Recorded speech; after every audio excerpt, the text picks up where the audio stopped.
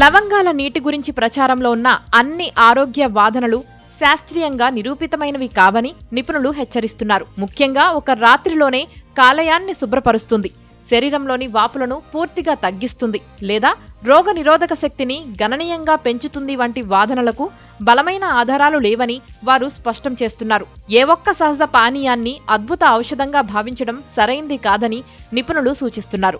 మంచి నిద్ర, సమతుల్య ఆహారం, ఒత్తిడి నియంత్రణ, క్రమం తప్పని వ్యాయామం వంటి ఆరోగ్యకరమైన అలవాట్లతో పాటు లవంగాల నీరు తీసుకుంటేనే మాత్రమే మెరుగైన ఫలితాలు కనిపించే అవకాశం ఉంటుంది. అంతేకాని అద్భుతాలు అన్నీ లవంగాల నీరు చేయవు. స్వల్ప అసౌకర్యాలను తగ్గించడంలో కొంతమేరకు ఉపయోగపడతాయని, కానీ అవి సమగ్ర ఆరోగ్య సంరక్షణకు ప్రత్యామ్నాయం కావని నిపుణులు గుర్తు చేస్తున్నారు. అందువల్ల లవంగాల నీటిని ఆరోగ్యకర జీవన శైలిలో ఒక చిన్న భాగంగా మాత్రమే చూడాలని సూచిస్తున్నారు. కడుపు ఉబ్బరం, అజీర్ణం, కడుపులో మంట వంటి ఆరోగ్య సమస్యలకు ఇది సహజ పరిష్కారమని పలువురు చెబుతున్నారు. అయితే ఈ వాదనలకు శాస్త్రీయ ఆధారాలు ఎంతవరకు ఉన్నాయనే విషయంపై నిపుణులు వివరణ ఇస్తున్నారు. లవంగాల్లో శరీరానికి ఉపయోగపడే అనేక జీవ సంబంధ క్రియాశీల పదార్థాలు ఉంటాయి. ముఖ్యంగా యూజెనాల్ అనే సమ్మేళనం లవంగంలో ప్రధానంగా ఉంటుంది. ఈ పదార్థానికి యాంటీ ఆక్సిడెంట్, యాంటీ ఇన్ఫ్లమేటరీ లక్షణాలు ఉన్నాయని పరిశోధనలు సూచిస్తున్నాయి. ఇవి జీర్ణ వ్యవస్థ పనితీరును మెరుగుపరచడంలో,